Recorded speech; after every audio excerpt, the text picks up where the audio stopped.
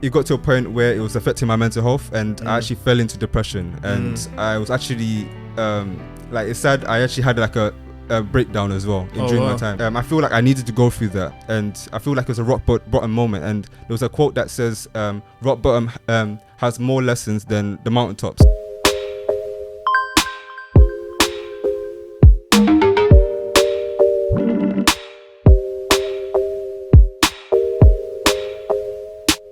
It's man like Dan. Come on! Welcome to Melanated Proud. Today we've got a special guest. We've got award-winning social entrepreneur. He's doing big things in London. He's doing big things around the world potentially. And I know he just got his eye on the ball. So I really just rate him a lot. That's why I brought him here.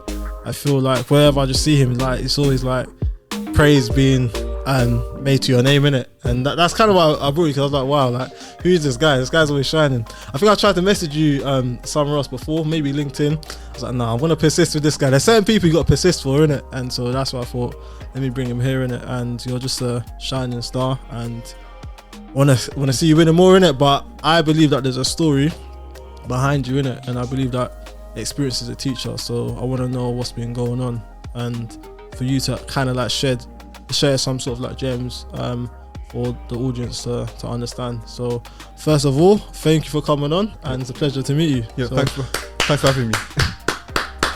Alright, cool. So just briefly, would you like to just say what you do? Yeah, sure. My name is James Kaguima, and I'm the founder of Skate Cabal, which is a multi-award winning company that runs roller skating events and summer skate festivals as well. And I also part of working on various like local government projects with Newham Council and also LDC. I also sit on the chair of the Elevate board, and we make sure that some of the community initiatives that happens around East London meets the needs of the community. Okay, I just realised I didn't even say your name, but you know what? Let's welcome the big man, James Kaguima. Did I say it right? Yeah, you said it right. Cool. All right, so let's get straight into it. I want to know how things were for you in the beginning. So let's talk school, uni. How's that like for you? Yeah, sure. From school, I've always been a quiet boy, and with that being like, a lot of people try to pick on you, and so it started with me telling people to like, leave me alone, and then it got to a point where I challenged people to try me, and then and I'll say it was like a rough upbringing, but despite that, I would never really got into any serious trouble or problem.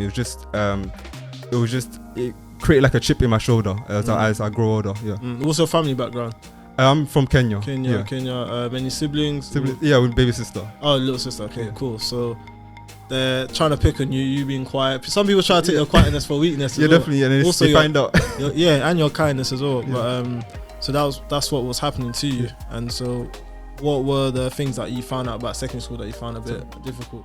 I'll say like secondary, like it was very character building, and I'll say it was a very toxic time as well, and you just really learn about people's characters and how they can affect other people as well. And then So did that have impact on you going onto like university? No, it's just I just did not trust people, and I never really like even like bringing people to my house. I never really trust. I didn't even want people to know my address, even till now. I read that. Yeah. I know some people might say it's a bit too extreme, but no, it makes sense. You hear stories. Yeah. So like, where would you say your trust issues came from then? Because I lived in Forest Gate, and like that area was very like had a lot of crime, and just growing around that, like you just have a lot of paranoia and just fear. Just. So like, how did that affect your relationships at like university or school? I'll say like I did have friends. It was just a very close knit, and it's very like I would need to know someone to be able to be vulnerable with them. But now I'm much more open. Yeah. Okay. Cool. So I remember speaking to you. You said that you faced discrimination as well. Was that just in secondary school or university as well?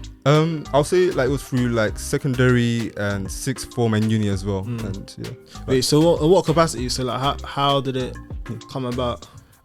Like I don't know, like me, I could like dress like a church boy and like button up shirt, and then people just basically, I think either if because I'm black or my accent, they just call me roadman, or they just label me as a criminal without knowing who I am. And I feel like just like hearing some of the things that they were saying, like let's say like when I was at law school, someone was saying like me, I used to listen to classical music, and the reason why was I learned classical music helped with your anxiety, and but then I also put that on my WhatsApp status, and then people from the class was speaking among themselves, saying that, oh, why does he have Mozart on his WhatsApp status? And then someone like whispered, it's probably his street name. Wow. Yeah. Wow. But was this uni? Yeah, that was uni. Law school. I saw that from like, from secondary school. Yeah. It was just like a completed like repeated cycle. Of like I think it's just racism. Bro, man. I big up Mozart though, innit? Rest in peace. And that. I banged him up when I was at university. It helped like with studies. That's the reason. Wow. Yeah. So that's just an example. And so even with your education itself, like, do you feel like that affected it to an extent, or not really? I'll say like I still did well like academically. Like in sixth form, I got triple distinction. Despite like failing A levels, but I came back with that triple distinction, and I got a scholarship to go to City University, and that was like the Lord Mayor Scholarship Fund as well. And but just because of those sort of like racism or like discrimination and just people just judging you before they know you, I kind of distrusted people and not really wanted to associate with certain people, and that created a situation where I was socially isolated in uni, but I still had people, but it was just during the lessons, the lectures, I kind of stayed to myself basically. And I've also like, it was only afterwards I learned that like social isolation can actually affect your health, but I didn't know that at the time. So wait, just want to go back to what you said about failing A levels, because like a lot of people can fail, let's say GCSEs or the A levels as well, innit?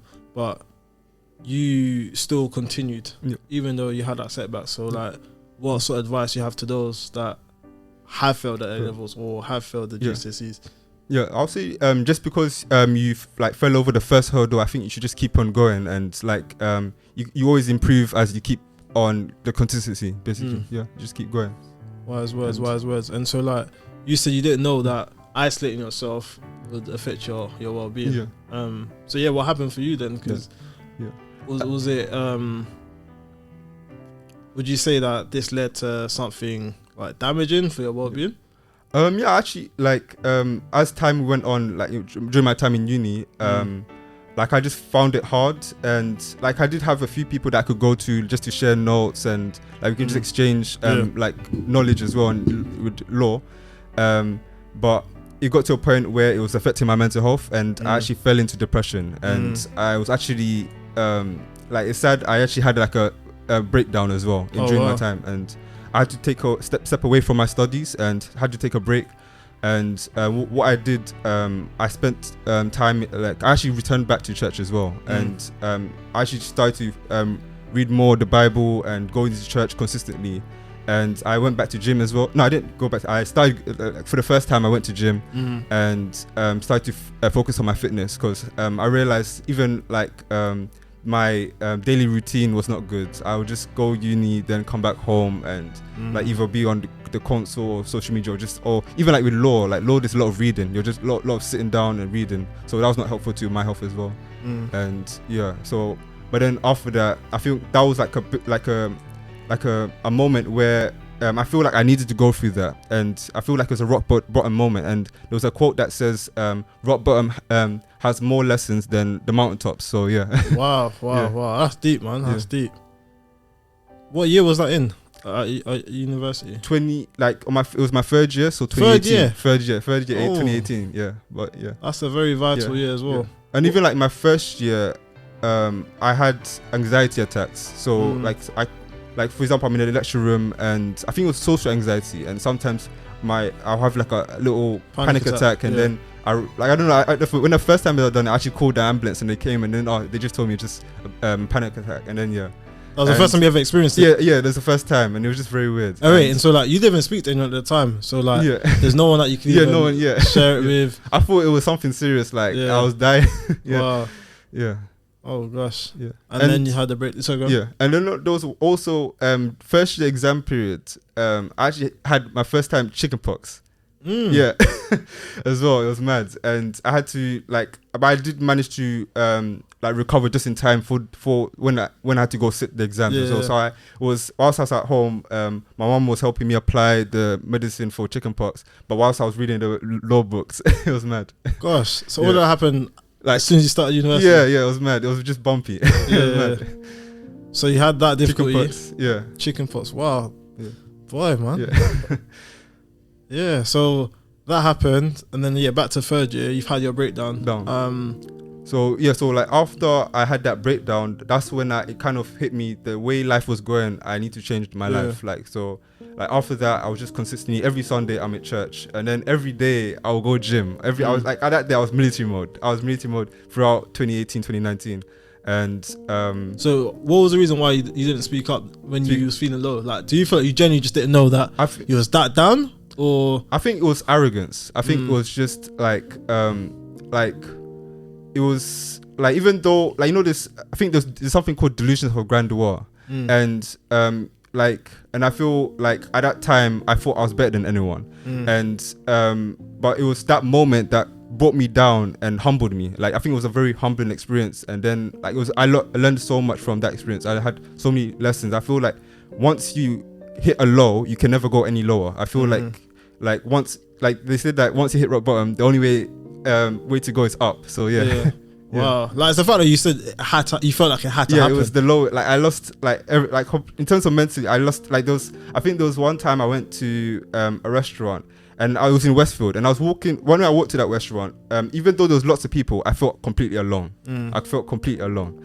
And when I ordered food from that restaurant, and they passed me this sign, and it has the number of the table that you sit on, and you're supposed to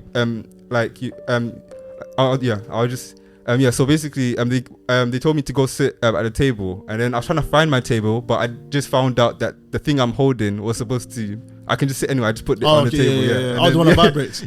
But before that experience, I think I would have clicked on. I would have realized what that was for. But I think that was a sign of my mental health was quite low as well. And So do you feel like you ignored a lot of red flags? Yeah, a lot of red flags, and there's a lot of signs. Yeah. So you told no one, not your mom, not your friend, no one? No, I kept everything to myself, and it's only till now I kind of opened up to my mom, and even told her some of the stuff that happened when I grew up as well. That's mad though, because a lot of people, when they do have a breakdown as well, they've kept it to themselves. They haven't said nothing because it could be due to arrogance. It could be the fact that they don't want to be looked down upon. They don't want to seem like they need help. They don't want to be seen as weak. And it just sounds like it's important to speak up in it, because man, you don't want that to go. Okay, as much as it's helped you and it's shaped you, you don't want that to happen again. Definitely, And it sounds like one of the learning points from that is to speak up if you are going through some sort of difficulty. Because how did someone even find out that you was broken down then? It was only how once I had that breakdown, I was I don't know, it was just complete madness. But I was just punching up the walls and everything. And but then I did tell my mom after. So eventually you told her. And then it was just during that time, 2018. I just was just repeatedly going to hospital, and it was just mad. Because of even for the bruises of what happened as well. Yeah. Wow, man. You went through all this is in third year. Third year. Wow. And I made it turn around though, because after that happened, 2019 was just when the transition period happened, and then because the help with the gym and going back to church and rebuilding my support network, it just kind of uplifted me, and I started to go even out more. So going to the park. I live in Olympic Park now, and I think Olympic Park was something that definitely helped me, just going out, seeing nature and just breathing fresh air as well, and that was something that was helpful. And also exploring creativity. I feel like creativity is a form of expression, and I feel like depression is also the lack of expression as well. And I think so during my third year exam season, I actually set up a wooden watch business. And so every wooden watch I sold, a tree would be planted, because I partnered with a charity called One Tree Planted. Wow, man. So you've done that all in the same year? Yeah. Wow. Yeah, and that was during the exam season as well. What made you think of even doing that whilst you're preparing for exam? You just came from a difficulty as well. No, to be honest, I was just I was more like trying to do things that allowed me to express myself and just I don't know, just because I was doing things that made me feel good, and I felt like creativity was something that allowed me to do that, and so yeah, during the exam season, I wasn't really panicking, and I was very chilled. And there was even like one exam, I came late. I came 10 minutes late, and you know with law, this guy's taking a mic. 10 minutes late. 10 minutes. This guy, man. And I didn't even run to the exam. I was just as I was going to the exam, I was walking. I was just chilled. That's like school when you're late for school. You're like, you know what? I might as well walk, man. Yeah, definitely. Yeah. And because I knew like when I arrived, I'll be sweaty and all that, so I didn't want to run. I just wanted to calm. When I arrived, I'll be just chilled, and and I want my thoughts to be cleared. And so when I came in, I sat down, and you had like when you're doing a law exam, you get 10 minutes free time just to read the exam questions, but I didn't get that time, so I'm 10 minutes into the exam. Yeah. And guess what? that's the exam that I did perform the highest. Wow. It helped me get a 2-1. Wow. It was mad. Compared to other ones, I did get 2 ones in other ones, but that was like the highest grade. Wow. Yeah. And you was late for that. Yeah, I was late. Yeah. That makes sense. Yeah. So obviously you graduated then. How's it like for you getting jobs? I'll say like after graduating like law school and also getting a law scholarship I faced a lot of rejection and then I couldn't continue funding that Wood and Watch business, and so wait, so this is literally the year after you had that breakdown. Yeah, and then I set up that Wood and Watch business, and then law school finished, and then so I just faced constant rejection. So throughout 2019 I just faced consistent rejection, and then I'll say that built like a chip in my shoulder, and then I decided there was a point where I was like, I'm done. Like if this is what's gonna happen, I'm just gonna continue to just trying to like explore entrepreneurship. So what I did, I applied to a few incubators and accelerator programs. And actually, for each program I won, I was either a finalist or I was a winner, and I actually got funding for it. And through winning that, it helped build my network. And as I was building my network through those competitions, I found someone that actually helped me connect to my first role. And wow, that's big, man. Like your mindset sounds like it's on a different level. You sound so elite. I want to know like what makes you continue. Because it's difficult. Everyone faces obstacles in life. Everyone faces setbacks or rejections. But what makes you persist? I think like during that time, like after going through like failing A levels, going through difficulties of in law school, and just facing those rejections as well, you feel like you're falling behind.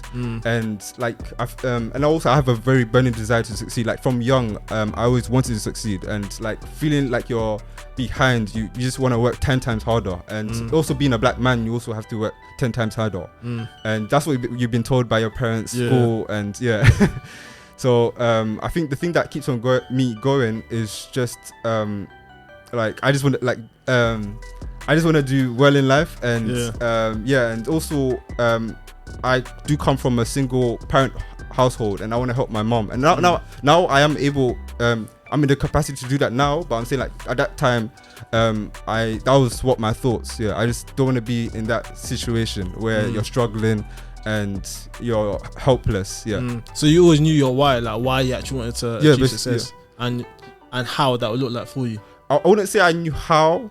It was more like the direction. I knew the direction, basically. Yeah, where I wanted to go. I didn't know the how. The how I was learning on the go. Yeah, okay, fair enough. Yeah. It was just learning on the process. Yeah. How did the lockdown affect you? I'll say like once I secured like that role was like in 2020. So like in January. So like 3 months into January, like lockdown happened. So I was furloughed. Wait, so you just got the job? Yeah. Then you're furloughed after 3 months? Yeah, furloughed after, yeah. But like, you know, the thing is, like during uni, I was also doing marketing as well. So I was freelancing on the side. So like whilst I was furloughed, I just went back. You know, the thing is, when Boris announced lockdown, you know what the first thing I did? What? I registered a company. Wow. Yeah. When he announced my first lockdown, reaction. you decided to register a company. Yeah, you can see it. You can like go company house and you see it's called Hassani Ventures, and you see March 24th or something like that. It was registered on the day that Boris Johnson announced lockdown. Yeah. What made you do that? I don't know. Just like I don't know. Like there was something, I don't know what it's called, but there's people who when something happens negative, they either panic or freeze, or they're more proactive. So me, I'm more like proactive. I don't panic. I just act. Yeah, like with. Now that's big, man. Because like even some of the let's say self-development books I've read when they talk about success, like they say, let's say the ones that tend to like fail, when calamity strikes, they fall down and they don't get back up. Yeah. Mediocre person, like, there's a mediocre life. They fall down, they get on their knees, but then they crawl the other way and avoid going back to what it is that they faced. Then the successful person, when they fall down, they get back. Yeah. When they fall down, keep getting up. Yeah, definitely. And always focus on getting up. Yeah. So it's about not being afraid to fall down, but always getting up. That's what the difference is. Yeah. And not letting the first few hurdles to let you go down. Yeah. Just keep on going. And it sounds like from everything you said so far, you just keep getting up. Yeah. Just keep getting up and up and up and up. It's like those situations don't define you, innit? No. It's like your reaction to it does. Yeah. And how you keep reacting positively. And no, that's good, man. So yeah, continue. Yeah, and then so lockdown happened. You registered the company. Yeah, and when I went, was it that year? Yeah, so the guy who connected to me with that role, I was working with him throughout lockdown. So we just managed to join this network of like elite UK business people, even like globally as well.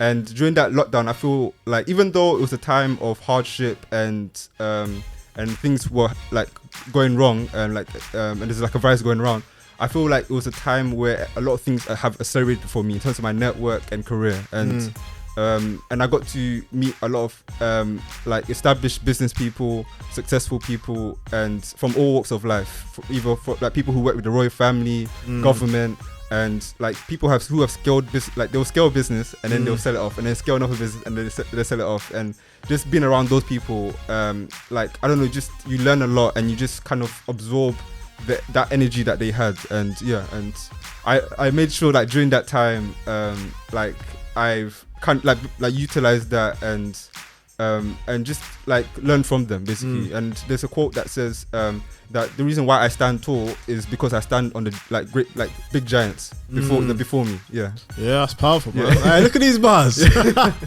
Nah, that's big. So when we think about work, you finally secure that job.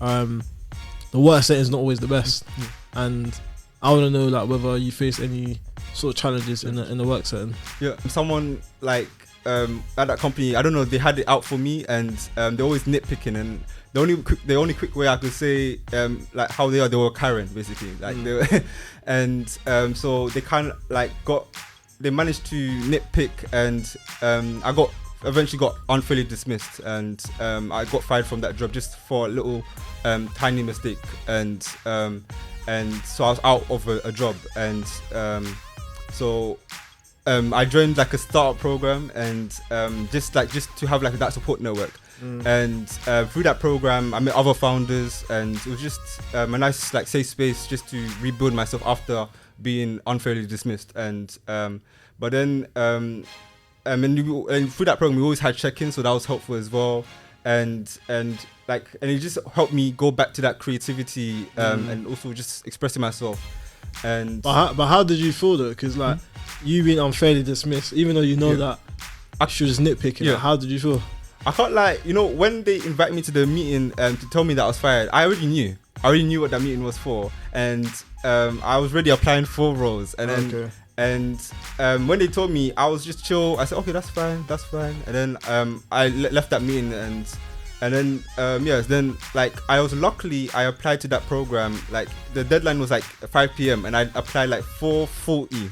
Oh wow. And I got in, and then so with that program it just helped provide like that support network, and then I actually managed winning that competition as well. I was one of the finalists, and just winning that like just kind of reinstilled that faith and confidence back into myself after that experience. And after that it was just up.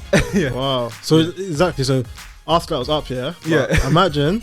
So reflect on the years before that. Yeah. So you had the breakdown. Yeah. You had the difficulty getting jobs. Yeah. You got the job. Yeah. The woman's nitpicking. Yeah. Now unfairly dismisses you. Furlough. Furlough. Now you get this. Yeah. And it's just been up since. Yeah. So when people look at you, they can't just.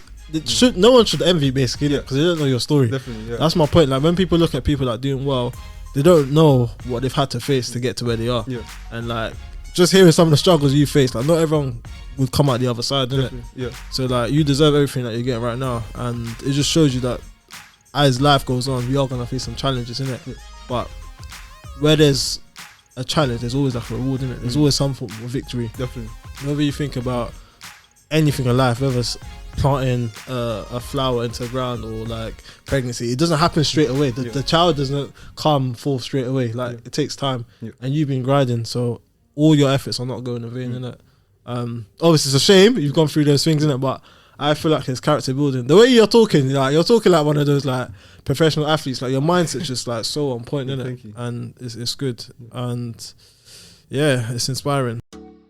What made you know what sort of moves to make? I know you said like you kind of went with the flow, but like, was it things you read? Was it videos? Was it people around you just advising you what sort of spaces to place yourself in? Yeah, like what I said. Like I grew up in a single parent household, so I didn't have a father figure. So what I've created was like if you don't have a father figure, like a child who doesn't have a father figure, he will create one. So like right with the ones that he sees. So like that's the reason why some people might have the wrong role models, and then that's how they go the wrong path. But me, I had the right one. So it's my grandfather and my uncle, and also sometimes even TV characters as well. I can't lie. Really? yeah. Like I don't know, but like just like like those business TV shows or like And so networking has been big for you as well. Definitely. And how would you advise people that are looking to, I don't know, get into spaces where they're learning or they're around like-minded people or they're around success? How do they get into this sort of like like I would say like if you're someone that don't have a network or a professional network, I think like there's a lot of programs you can start from there and like just join the like the events that you can see at the moment. But then once you kind of get used to going to these events, then you build like a rapport with these people, and also like be someone that builds something, because sometimes like building something and getting known for it helps you build your own network as well, and that's something that has helped me, just being someone that builds. And he's the man, you know. I got to clap for him. Because like I feel like in networking event there's a lot of people they just exchange contacts but there's no substance, and I feel like be someone that provides value, and providing value was something that also helped me. Like just don't be someone that's a taker, and like because like the reason why I have these opportunities is because I've built a reputation of someone that provides value, and you can just see it. Like there's a lot of projects that I've done, and because of those projects I kind of leverage them to get more opportunities, and just like a ripple effect. The smart man is a smart man. No, it's true, man. It's true. And when you think about the fact that you've had all these little obstacles, what advice would you give to someone that feels like giving up? So not just in the context of business, I mean just in general. I think it's a deep one, it's a deep one. Nah, feel it. Can I roll? Is it rolling? No, it's not rolling. That's cool. Like people need to see the reality of definitely, because how tough the question is. Just when you think about your experiences, like what would you say they could also do that stops you from giving up? I think for me, like I don't see like the journey like there's a finish line. I don't see it as a finish line. I just feel like it's ongoing, like it's a marathon, and just because you failed at this thing, or like you're not good at that, I think you just you as you go through life, you continue to grow, and you just continue to evolve as well, and you just get better as time grows. And I feel like as people, I kind of see the journey as like trying to grow a plant, and when you're growing a plant you need to nurture it and water it, and that's the same way with your life. You have to continue to nurture it and just like allow it to grow, because if you don't do the right things, of like having the right sunlight, things won't progress. So he just needs to have the mindset that it's a long-term thing, not something that's short. Hey, I'm gassed. Yeah. Hey. Advise, you know. Yeah. What would you say your perception is with like failure and setbacks? I'll say like at first it can be like humbling and it can sting your ego at first, and like it might prevent people from continuing. Like I see like there's people who during the beginning of like the either career or business, they're all excited, and but then when they hit the first L or like the loss or failure, that's when they kind of lose hope. And but the thing is, you're not gonna like succeed at your first attempt. And I just see them as attempts, or like just like lessons, and it's just like something that people just need to change their mindset. Like it's just, you can't, success is it's not something that happens overnight. It's it's a long process, and yeah. Boy. I'm soaking up what you're saying, man. I'm soaking it in. Like, what sort of people would you say you're listening to? Or reading, or if you're reading a book, like what sort of books? Just give some suggestions for people to also check them out. It's not like the typical like books that you normally like hear people, like not the business ones. It's just more like fictional. So I don't know, I like to listen to like read like stories, like people's like success stories. And also I don't know, it's a controversial one, but Godfather. That's I think like I read that at a young age, and that's something that also kind of set the tone of my life, because in that story is about family and family business, and like what has inspired me was like my grandfather as well, and that book was something that resonated with me most, and like it talks about like it doesn't talk, but it kind of like shows generational wealth passing down to the next line, like your next generation as well. So I learned a lot of key things from that. Wow. Yeah. Like, even though like the context is no, but whatever's helped you in it, whatever shaped you in it. Yeah, definitely. Yeah, and I think it's important to recognize and also share, because I feel like one thing we don't do is share knowledge, innit? So like, even your experience, the fact that you're coming here to share your experience, especially the difficulties that you face as well, I think that's really gonna be so valuable to some people that are going through similar situations. Personally, I don't feel like the experiences we go through are so like unique. Like I believe everyone goes through something similar in life. Someone in the world is going through something similar as you. Like for example, like a breakdown at university, or a setback after university. So there's always going to be some sort of learning that can be taken. So all of this has led you to many big things, and one of the big things that you're doing right now is skate cable. So how did that come about? So it was just like during lockdown, like people were facing a lot of social isolation and mental health issues, but roller skating was something that I saw on social media that was bringing people together, and you can just see it, like just the community and the culture and stuff like that.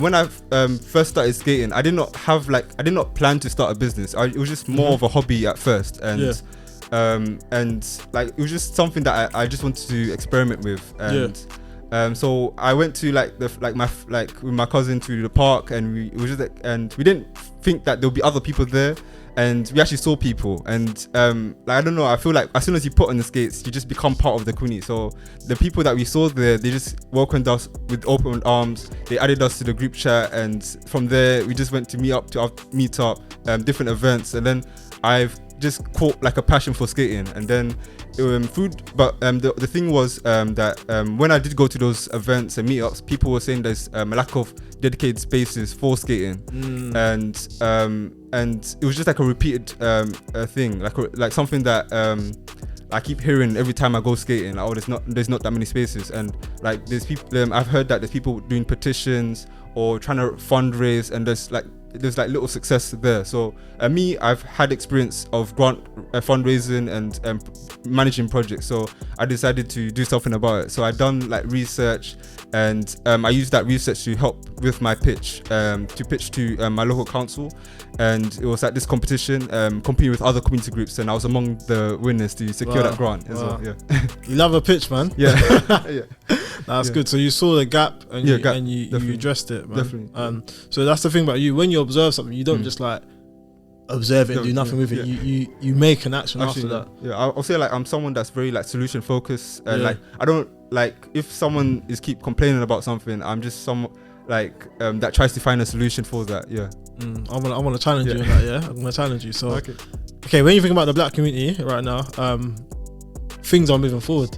So first of all, what are the good things that you're seeing right now? Good things in terms of the black community. Yeah. I'll see like there's more collaborations. There's a lot of more support in terms of like businesses as well. In terms of like people trying to like spend more money in black businesses as well. Yeah. And there's now like a lot of programs and big corporations that are now trying to create like initiatives to support the black community. Yeah. Sorry, can you just mention some of the initiatives that you're aware of? So I know there's loads. There's like the Lloyds Bank mentoring black businesses. There's Foundervine. There's quite a few. There's also Black Seed. There's also Black Founders Group as well. There's a lot of other like little small ones as well. Yeah. I'm just trying to think. Okay, no, because there's a lot. There's a lot. And back to Skate Cable. How can people find you on that? You can find us on social media, on Instagram. I don't think you've told them much about what exactly it is. Because like it's to do with roller skating. Yeah.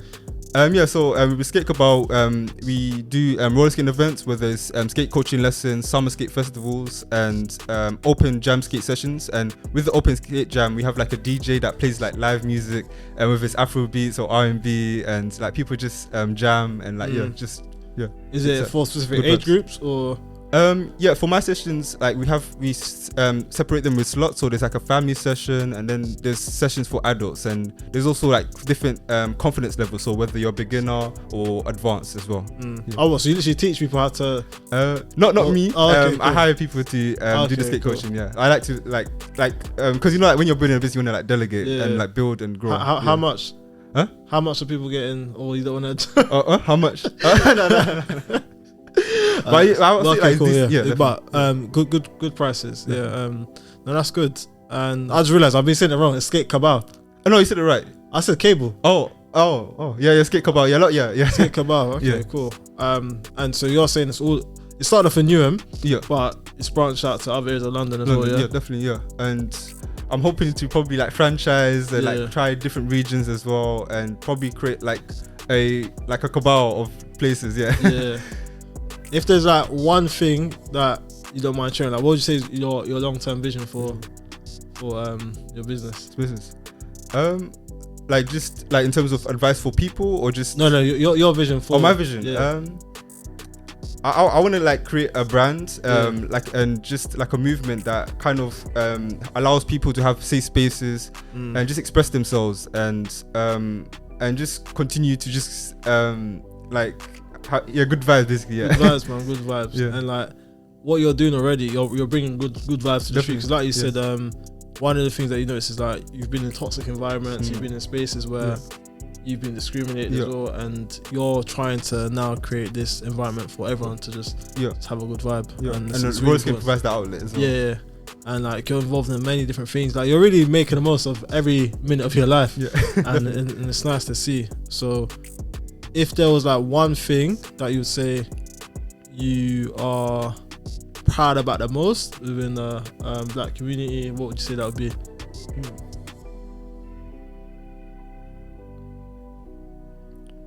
I think it was despite like the things that we've been through, like the racism, the slavery, or like the colonialism and all the systemic challenges, like that we still keep on going. Like we just like no matter the hardships, we just still strive to do better and to better ourselves, and support each other as well. And I think like the fact that we've been through that and we're still trying to grow as a community, I think that's something that's powerful. It is, man. It is. And it's all about what you've been doing as well, the persistence. You just keep persisting. And that's one thing that I feel like I'm taking from this, and I want other people to take as well, that they just need to keep persisting despite the difficulties that they face. Like you said, sometimes you got to hit rock bottom in order to reach the mountaintop. Cool. Nice. That's a nice line. So where can people find you and also your skate cabal as well? Yeah, you can follow us and myself at James Kaguima, and for Skate Cabal is at Skate Cabal on all social platforms. Yeah.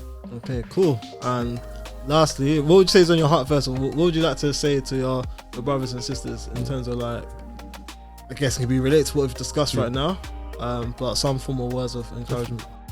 I'll say like one thing I'll share is that like in life, there'll be a lot of curveballs, and you just have to learn how to throw them back, basically. Yeah, just wow. Yeah. Gotta learn how to throw them back. So give us one way of how to throw them back. Just like the way you respond to the curveballs, like just like instead of like reacting, like I understand like some curveballs can like throw you off, but you just like allow yourself to feel that, but then try to logically try to see how you could maneuver and solve that. Yeah. Wow, no, it's interesting. You said allow yourself to feel that. Yeah. Because that feeling can be very uncomfortable as well. Yeah, definitely. Yeah. You said you have to process it as well. Yeah. Okay. Yeah, yes. Wow. Wow. Okay. So sometimes like there's some mad curveballs that like just like wow, like what's going on, and then you feel like it's out of your control, but then like it's also in the, like I'm not sure if it's in the Bible, but I think like God does not give you a problem that you can't handle. Yeah. So there's something like that's that. Yeah, no, that's facts, man. That's facts. Yeah. But I guess my words to you, just keep shining, man. Keep winning. Like you're doing really well, and I'm sure that things might be a bit more challenging as time goes by. As they say, more money, more problems. But at the same time, with the right mentality which you have already, I feel like you'll just continue to persist as well. So I hope you just continue to be fruitful in every area of your life, man. And I don't know if people want to collaborate with you or speak to you, how can they connect with you? Just I'm an open book. Like feel free, like how you reached out to me on social media. Just like reach out either on LinkedIn, Instagram, Twitter. I'm available. Because do you do workshops as well and speaking engagements too? I do like workshops and public speaking as well, and on like social entrepreneurship, my journey, and startups as well. Guys, you need to comment in the comment section, because he's really just like shared some key gems, and he's really just spoken about his life. It's not easy to do that. I'm sure he hasn't done this many times to speak about his life personally, but honestly there's a lot that I want to take from this. I'm definitely gonna play this over and over again, because you said a lot of things for me to reflect on as well. So thanks for coming on, man. Onwards and upwards for you, and just continue to excel. Thank you for having me. No worries, man. Appreciate it.